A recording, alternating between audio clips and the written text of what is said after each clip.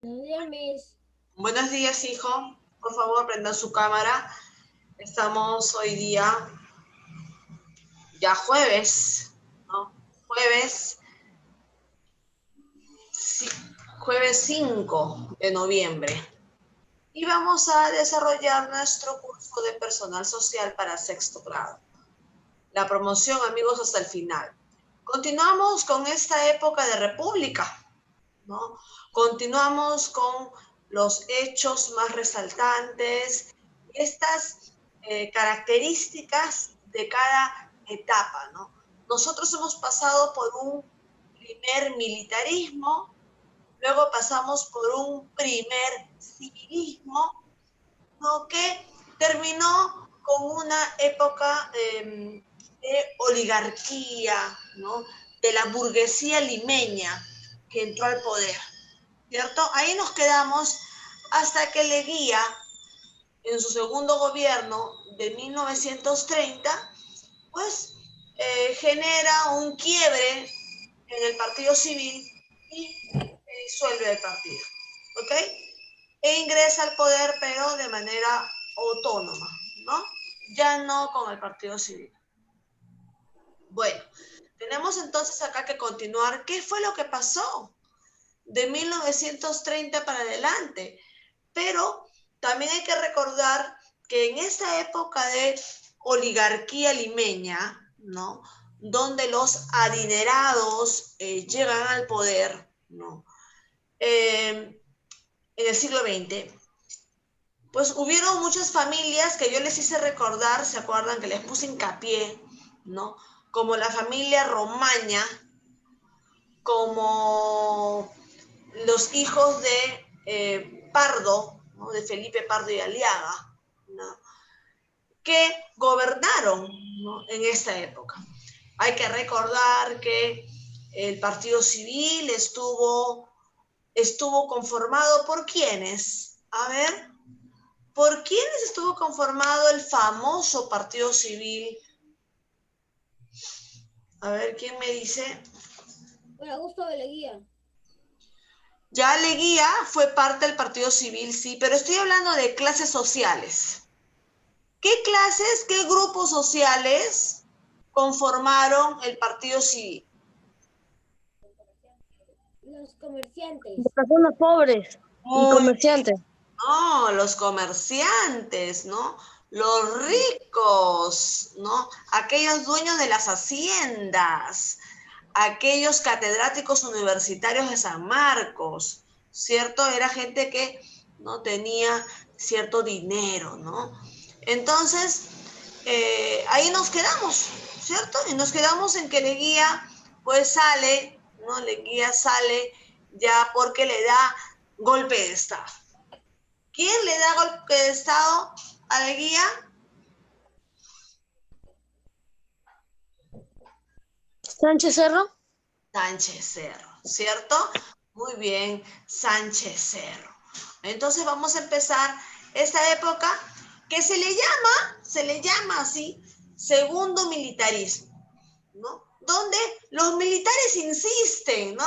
Acuérdense que los militares estuvieron los primeros 50 años de gobierno en República y que luego fueron reemplazados por los civiles, pero se quedaron con las ganas porque acuérdense que en la guerra con Chile, ¿no? Aprovecharon los militares para volver al poder, ¿no? Y Mariano Ignacio Prado, ¿no? Un militar, fue puesto en el poder aprovechándose de la situación de la guerra, pero Nicolás de Piérola lo saca. ¿Por qué lo saca? Porque se va a Francia, disque a pedir ayuda, dinero, y nunca regresó. Entonces aprovechó Nicolás de Piérola del Partido Demócrata para ponerse en el poder. ¿Ok? Esa fue la historia. Así que los militares nuevamente intentan regresar en 1930 después del desastroso gobierno de Leguía. Al final termina mal Leguía y Sánchez Cerro, junto con otros militares, ¿ya? Pues se preparan para deponer, ¿no? Para sacar a Leguía, para darle golpe de Estado. Así que hubieron una serie de enfrentamientos y logran sacar a Leguía del poder y entra, ¿no? Sánchez Cerro a una junta de gobierno provisorio para después mandar elecciones y igual sale elegido él por el pueblo. ¿Por qué sale elegido? Ahorita se los voy a presentar. ¿Quién fue Sánchez Cerro? A ver, aquí está, ¿no? Luis Miguel Sánchez Cerro. Ese es su nombre completo. Luis Miguel Sánchez Cerro. Militar que ya había combatido contra Ecuador. Todavía teníamos problemas con límites con Ecuador, así que Sánchez Cerro fue reconocido por el pueblo peruano porque había combatido con Ecuador. También fue reconocido por otra situación, ¿no? A ver, Jairo, no, Joel, porque Jairo ya habló, Enrique también, Joel. ¿Qué características físicas le ves a Luis Miguel Sánchez Cerro?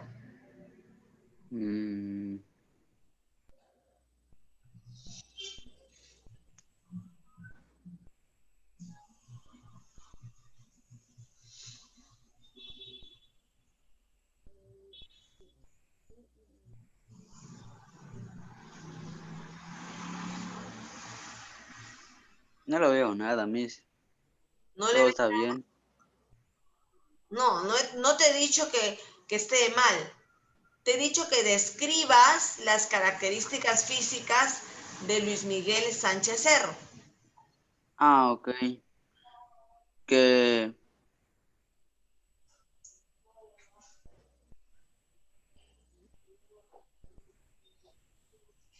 que tiene medallas. Es un militar Es un militar. que ha luchado en muchas guerras y se ha ganado la fama en el Perú. Es un militar que ya había sofocado, ¿no?, al golpe de Estado de Leguía. Había luchado para que Leguía salga del poder. Así que ya tenía guerra, ya tenía experiencia, ya era un militar con experiencia. Pero físicamente, ¿cómo es? Dime, Jairo. Amor, no te escuché. No, a mí no pasó nada, Miss. Enrique, dime. Y yo creo que él es un poquito chatito. Bueno, de Ah, estatura baja. de estatura baja, ¿no? Es un hombre de estatura baja, ¿cierto? Es un hombre que se parece más al típico peruano, ¿eh? Al típico peruano, porque si ustedes se dan cuenta, ¿no?, en las fotos anteriores, es más en la familia Romaña, ¿no? Leguía también era bajito, pero era blancón, ¿no? Entonces Leguía también era de baja estatura, pero era blancón. En cambio, ¿no?, Luis Miguel Sánchez Cerro dicen que fue conocido por sus rasgos más autóctonos, por sus rasgos más oscuros en la piel. ¿Ok? Él fue un piurano, él nació en Piura, pero se dice que sus familiares tuvieron relación con los africanos esclavos que trabajaban en Piura.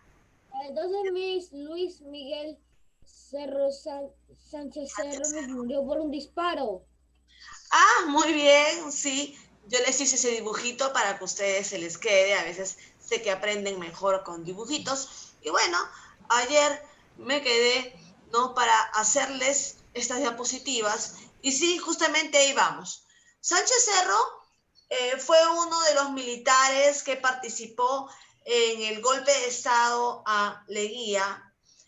Sin embargo, se queda como presidente provisional por un año, ¿ya? Porque cuando el presidente lo sacan, cuando el presidente cae por X cosas y lo sacan, y el país se queda sin presidente, siempre pasa un tiempo, ¿ya? Es lo que el proceso, ojo. No es que se lo sacan al presidente y ya, inmediato encuentran otro, o entra el vicepresidente. O sea, hay que hacer una serie de papeleos, de trámites.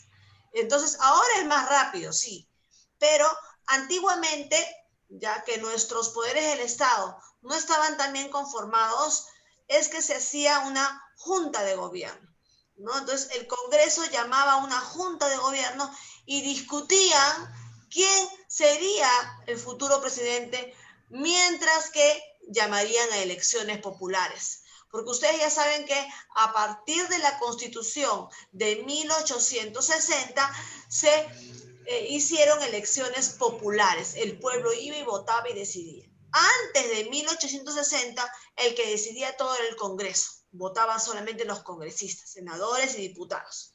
¿Ok? O la Junta de Gobierno. ¿Ya? Ahora, ¿no?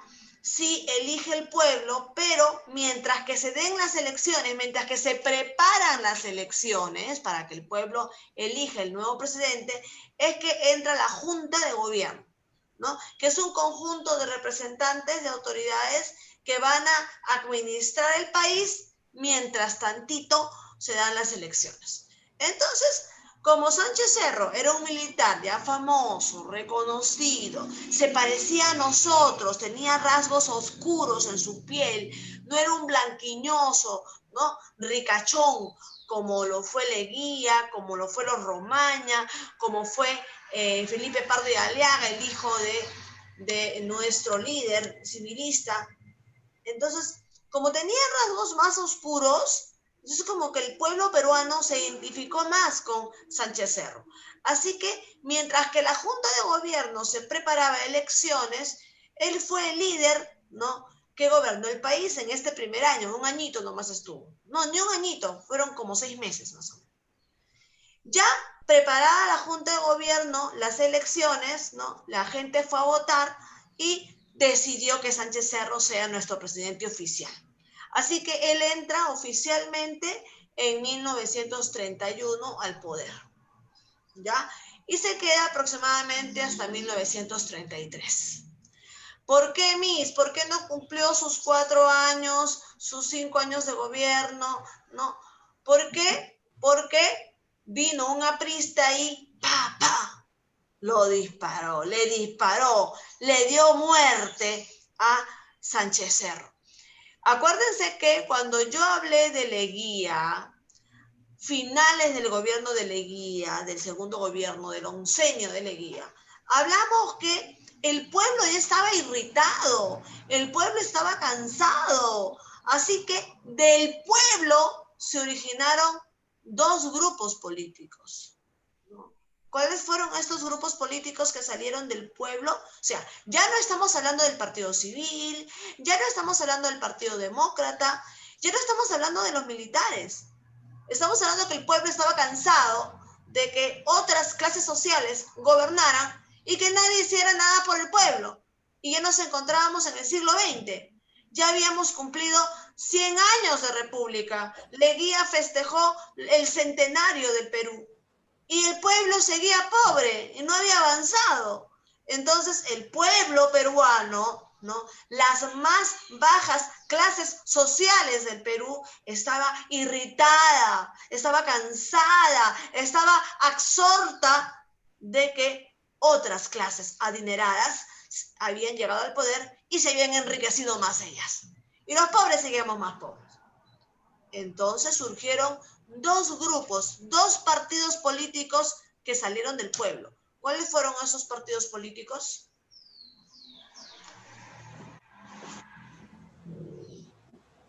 A ver, Lizeth,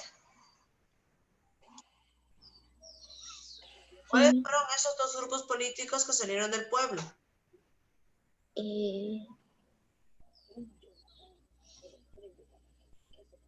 Yo ya lo expliqué.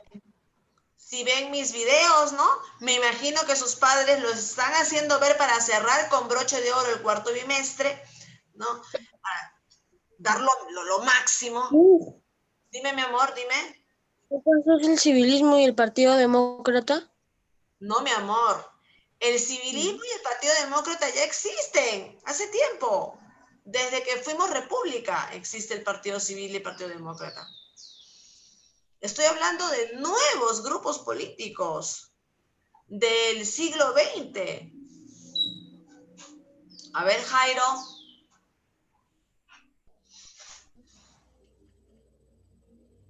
¿Cuáles son estos partidos políticos? Esos partidos políticos. El Moncho.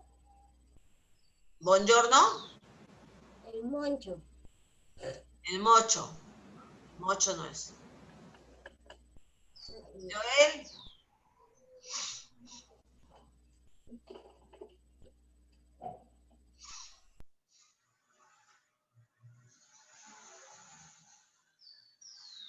¿Son partidos políticos de qué? son nuevos partidos políticos.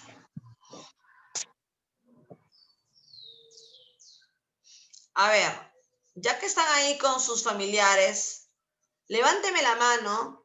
¿Quién repasa las clases grabadas de historia? Todas, después de mi clase. Levánteme la mano. ¿Quién repasa las clases grabadas de historia después de mi clase?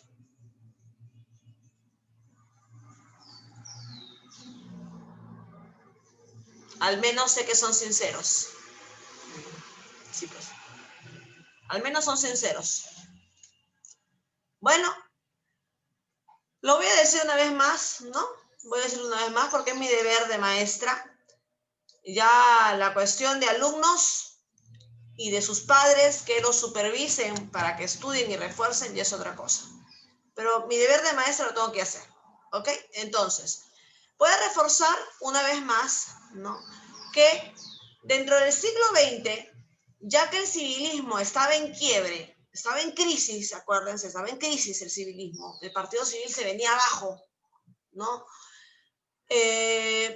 Surge de los universitarios sanmarquinos, de los profesores sanmarquinos, ¿no? Del pueblo en sí, surge el aprismo por un lado y por otro lado, de las más bajas clases sociales, surge el comunismo, como una fuerza política de pueblo que lo que quiere es ya no dejar gobernar a las clases altas, sino que seamos las clases bajas los que lleguemos al poder.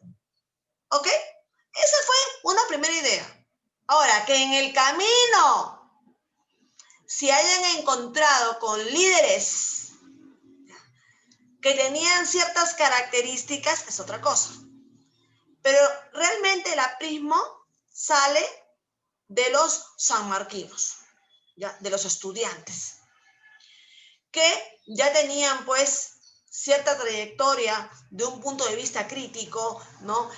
Alumnos muy preparados, alumnos que ya habían leído a José Carlos Mariátegui, ¿no? Alumnos que habían sido también alumnos de José Carlos Mariátegui y de muchos personajes que habían traído ideas de Europa también, ¿no? Ideas liberales, ¿no?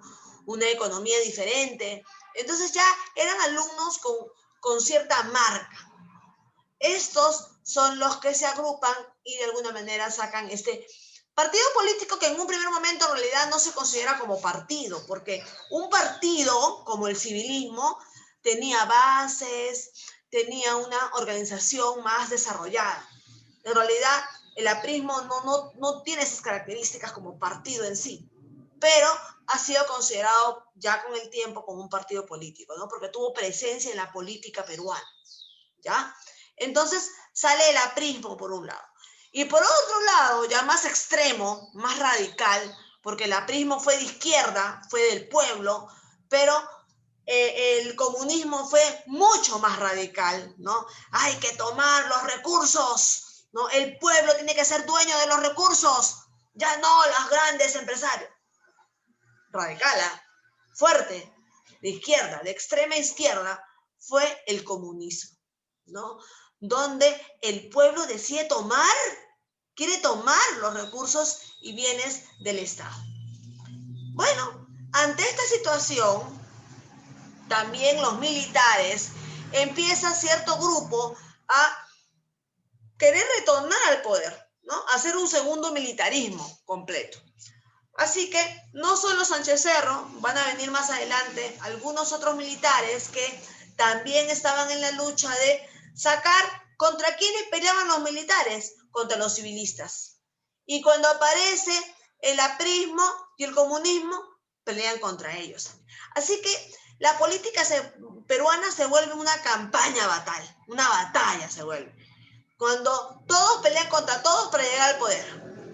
Así que Luis Miguel Sánchez Cerro forma parte del Partido Unión Revolucionaria. Imagínense, miren el nombrecito, Partido Unión Revolucionaria. Aquel que no gobernaba bien, ahora le sacaban por golpe de Estado.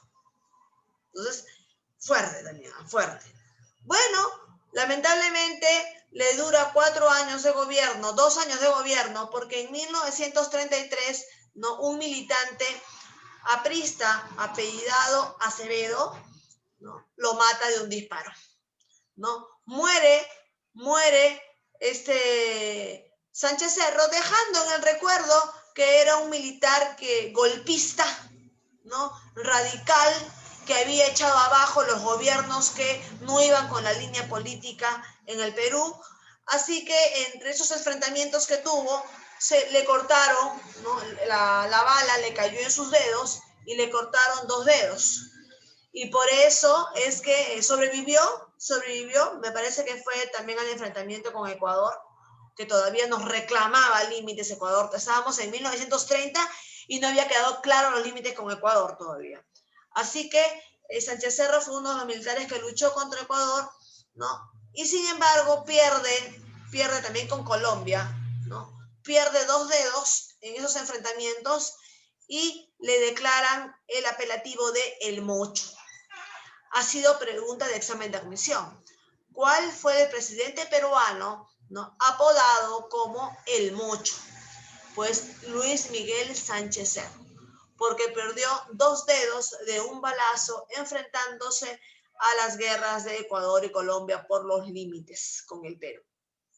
Bueno, también destaca durante su periodo de gobierno Sánchez Cerro, destaca que nuevamente se cambió la Constitución, ¿no? Acuérdense que Leguía la cambió 2 veces, Leguía, ¿no? A ver, ¿se acuerdan qué cambios hubo en la Constitución durante el gobierno de Leguía?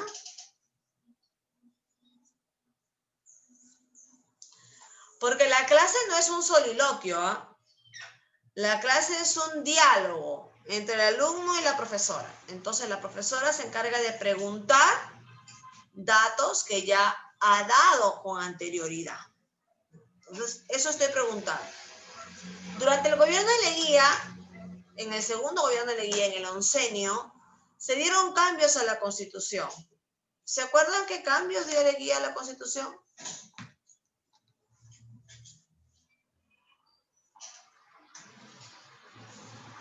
Cambios que obviamente iban muy beneficiosos para él, ¿no?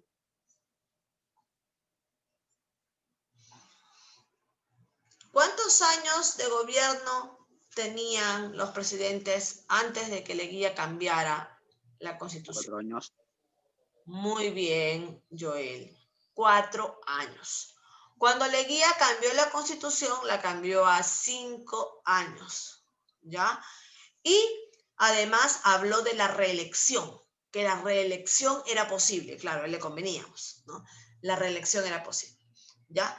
Y nuestro querido Luis Miguel Sánchez Cerro, ¿no?, otro militar, ¿no?, que quiere continuar con un segundo militarismo en el Perú, pues decide fijar el periodo político como 6 años. Ese fue el cambio que le da la Constitución. Le da 6 años al periodo político para que dure más tiempo.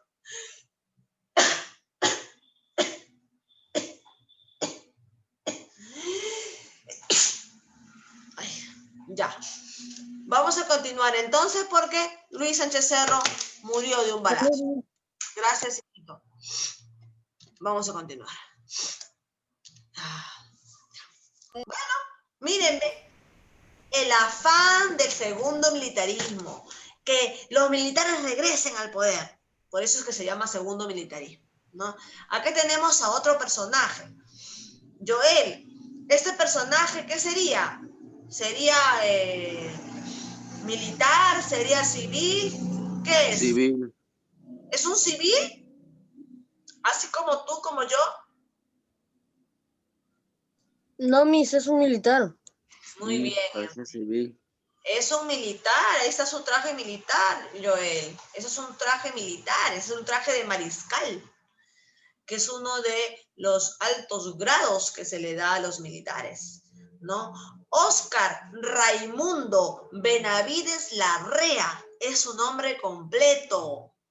En los exámenes de admisión hablan de los presidentes más notables del Perú. Óscar R. Benavides, conocido como Óscar R. Benavides, ¿no? Óscar Raimundo Benavides Larrea, es un militar que entró al poder, ¿no? Después que muere nuestro Sánchez Cerro, pues queda la Junta de Gobierno nuevamente, ¿no? La Junta de Gobierno está planeando elecciones nuevamente, así que elige a Óscar R. Benavides como presidente provisional. Entre 1914 y 1915 también estuvo en el poder cuando estalla la Primera Guerra Mundial. También ya había estado en el poder un añito, ¿ya? Pero formalmente la Junta de Gobierno lanza, cuando muere Sánchez Cerro, lanza la Junta de Gobierno a elecciones y entra el poder de manera formal, ¿no? Por elecciones constitucionales. Y en este segundo periodo va de 1933 a 1939. Pero ¿quién fue Óscar R. Benavides? Pues también fue un militar golpista, también golpista. ¿A qué me refiero con golpista? A que era parte de ese conjunto de militares que cuando no les parecía el presidente, lo derrocaban, lo sacaban a la fuerza. Y justamente en su legajo tiene, en su currículo, Óscar R. Benavides tiene el golpe de Estado a Billinghurst, ¿no? Billinghurst sale del gobierno gracias a Óscar R. Benavides, ¿no? El que también estuvo en contra de Billinghurst fue Sánchez Cerro. Sánchez Cerro también fue un militar golpista que se tiró abajo a Leguía y también se tiró abajo el gobierno de Billinghurst. Otro militar que lo acompañó en este golpe fue Óscar R. Benavides. Así que conspiró contra Leguía y, los apristas tomaban fuerza, hijos. El aprismo tomaba fuerza en las aulas universitarias de San Marcos. Había jóvenes que querían, ya estaban cansados, habían visto a sus padres sufrir y ser pobres toda la vida porque los militares seguían en el poder y no habían hecho nada, habían regalado el Perú.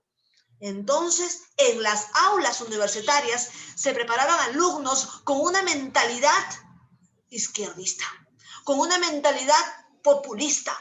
Así que ya se estaba calentando el caldo de cultivo para que salgan como una fuerza popular el aprismo. Así que el aprismo estaba tomando fuerza y se convierte en una piedra en el zapato para algunos gobernantes como Benavides.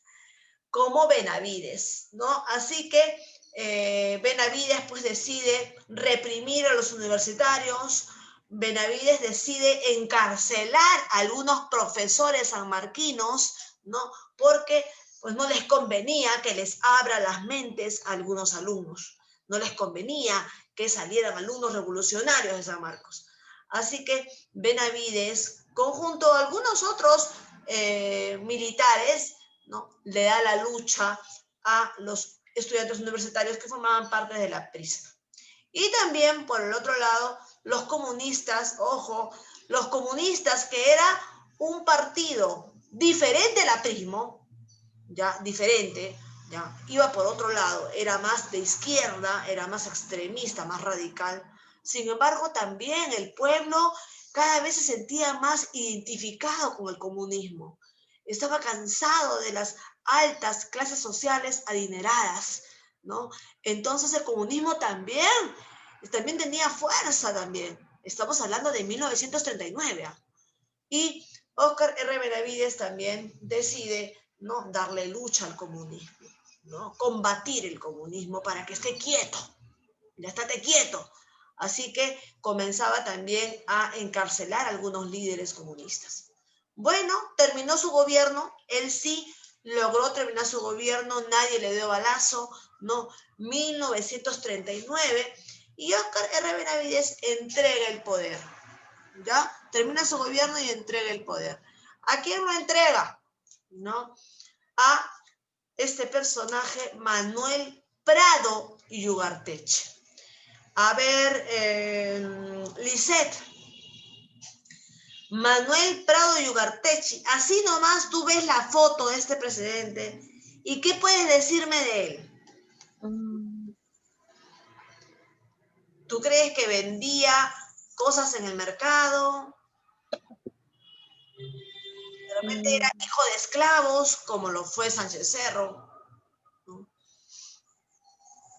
Más creo que fue hijo de ¿cómo era? Ay, ya olvidé. De una familia. ¿Una familia pobre? ¿Tú crees que fue? ¿Tiene cara ese señor de pobre?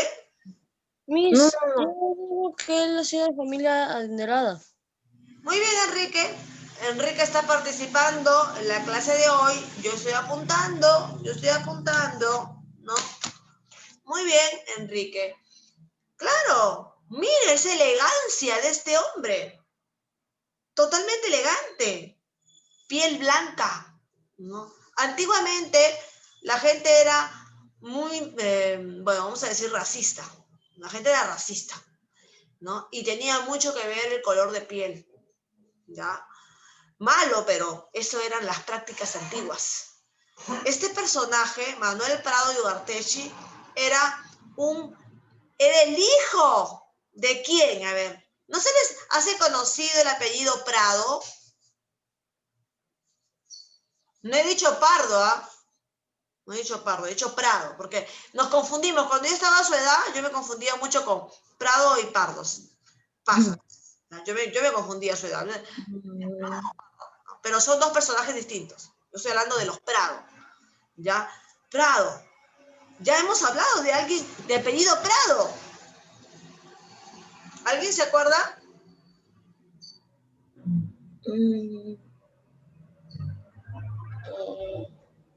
Yo sí me acuerdo, pero no me acuerdo su nombre. Ya. Me parece que sí, me parece que no sé si fuiste tú, Enrique, el que habló de él. No me acuerdo, no creo que Enrique habló del demonio de los Andes, del brujo de los Andes. Alguien en la exposición habló de este presidente, Mariano Ignacio Prado, que hace un momento lo he mencionado también, ¿no? Mariano Ignacio Prado, ¿no? Que fue el presidente durante la guerra con Chile. Mariano Ignacio Prado, ¿no? Fue el que dijo, me voy a Francia a buscar pues dinerito que nos preste, ¿ya? Para comprar más armas, para comprar un buque, para comprar armamento, dijo. Mariano Ignacio Prado se fue y nunca regresó. Ya, bueno. Manuel Prado y Ugarteche es hijo de Mariano Ignacio Prado. Imagínense, ¿no? Hijo de militar, ¿no? Él no es militar, pero sí fue hijo de militar. Quien fue militar, les cuento, ¿no? Fue Leoncio Prado. ¿Y quién es Leoncio Prado? A ver, apellido, Prado, ¿no? Sarita Bravo, Carlita Bravo. Ajá, Lisset dijo cuando llegó al colegio, estas señoras son parientes, ¿no? Porque tienen el mismo apellido, ¿cierto? Al toque nomás la sacaron. Entonces, ¿no? Lo mismo pasa con Leoncio Prado y Manuel Prado. Son hermanos. Nuestro famoso héroe de la guerra con Chile, Leoncio Prado, es hermano de Manuel Prado Ugarteche. Y mientras que su padre, Mariano Ignacio Prado, dejó al Perú, el gobierno lo dejó, ¿no? Y se fue a Francia, pues su hijo Leoncio Prado se quedó a luchar en las filas peruanas en contra de Chile. Y hoy, 1936-39, aparece el otro hijo, ¿no? Manuel Prado y Ugarteche, que no siguió la línea de su padre, no fue militar, es un civil, ¿no? Es más, ¿no? Un civil adinerado, ¿no? Obviamente, hijo de otro militar, ¿no? Importante, Mariano Ignacio Prado. Así que esta familia acaudalada que llevó estudios en la Universidad San Marcos, pero cuando hablamos de San Marcos, ¿ya? Hubo una época de San Marcos que solamente la gente de élite, a pesar de que San Marcos siempre fue gratuito, ¿ya? Solamente la gente de élite, ¿no? Tenía la inclinación por estudiar. Así que la gente de élite era la preparada y que había estudiado en San Marcos. Pero después de 1900, después del centenario, vamos a decirlo así, del Perú, para que se acuerden ahí, como que las cosas cambiaron. Y las clases sociales bajas tienen el deseo de estudiar y superarse para poder sacar a estos sinvergüenzas del poder. Entonces, como que da un giro la historia de San Marcos. Y ya no son las clases de élite lideradas las que entran a estudiar, sino que entran los hijos de los campesinos, los hijos de los comerciantes pobres, la gente pobre entra a estudiar a San Marcos.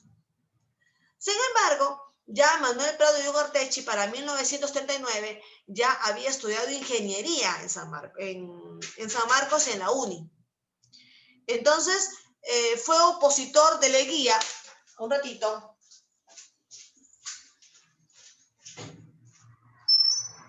Buenos días, Carlita Maribel Bravo, Encisos, de Movistar para la migración que ha solicitado. A mí se ha entrecortado. Mi canal sigue fallando. Después se escucha entrecortado, chicos. Ya, a ver muchachos.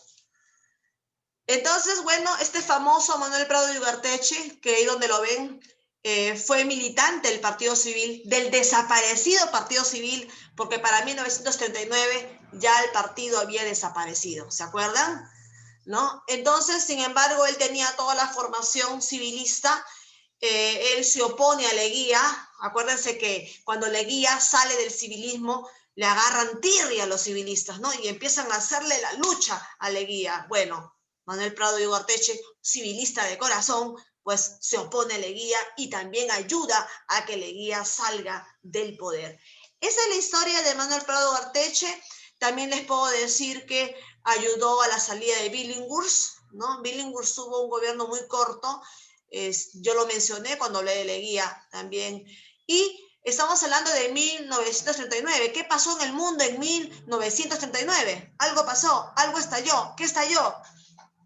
Que nos afectó a todos, ¿ah? Porque la guerra, ¿no? Afecta, los enfrentamientos afectan a todos. Yo les he dicho ya que si en casa pelea la mamá, el papá, nos va a afectar hasta a los hijos, ¿no? De alguna manera nos afecta. Entonces, ¿qué guerra estalló en 1939? Que justamente duró hasta el 45. Todo el gobierno de Prado y Ugarteche. Miss, la Segunda Guerra Mundial. Muy bien, hijito. La Segunda Guerra Mundial, ¿no? Ahí se los he puesto. Por eso es que tarea de ustedes, hijos, ¿ya? No me están presentando la tarea de historia, no sé por qué. No están viendo el video grabado, tampoco sé por qué. Pero les pido yo como maestra mi deber de mensaje reforzador, porque a mí no me pagan más ni menos por gastar saliva y energías ni palabras. Sin embargo, es mi deber reforzarles, hijos, que su tarea es transcribir las diapositivas, hijos. Transcriban las diapositivas. Cuando uno transcribe, va escribiendo y va leyendo y se le va quedando. Manuel Prado y Ugarteche fue el presidente que soportó las consecuencias de la Segunda Guerra Mundial, ¿ya? Y tuvo la intención de reactivar la economía, ¿ok? Vamos a tener un segundo periodo de Manuel Prado y Ugarteche, miren, entre 1956 al 62. Acuérdense que, ¿quién cambió la Constitución nuevamente? Sánchez Cerro. La cambió por 6 años. Por eso es que Prado y Ugarteche se queda del 39 al 45 y en el segundo periodo del 56 al 62. Porque ahora son 6 años de gobierno, ¿ya? En vez de seguir gobernando, se la pasaban cambiando la Constitución. Y aquí nos vamos a quedar aproximadamente en 1950, porque viene un civil. Por eso es que se llama segundo civilismo, porque los civiles tienen la intención de otra vez entrar, al igual que los militares. Así que a este periodo, entre 1930 y 1950, se le llama por un lado, segundo militarismo, porque hay un intento de los militares, estamos hablando de Benavides, estamos hablando de Sánchez Cerro, y por otro lado, hay un intento de los civiles por entrar al poder, ¿no? Con Manuel Prado de Ugarteche y nuestro José Luis Bustamante Rivero, que es uno de los más famosos presidentes del Perú, entra al poder bajo un partido político llamado Frente Democrático Nacional, FDN, así se llamaba, Frente Democrático Nacional, FDN, alianza de partidos, ¿ya? Entre ellos, o sea, se juntaron muchos partidos pequeños que no tenían fuerza, se juntaron para generar un partido más grande, Frente Democrático Nacional, y Bustamante Rivero llega al poder por ellos, ¿no? Entre ellos está el aprismo. El aprismo se une a este frente, pero ¿qué pasa con el aprismo? El aprismo tiene línea izquierda, así que no por mucho tiempo está apoyando a este frente, porque el mismo Bustamante también le hace la lucha al aprismo, ¿ok? Porque el aprismo también se vuelve una piedra en el zapato para su gobierno.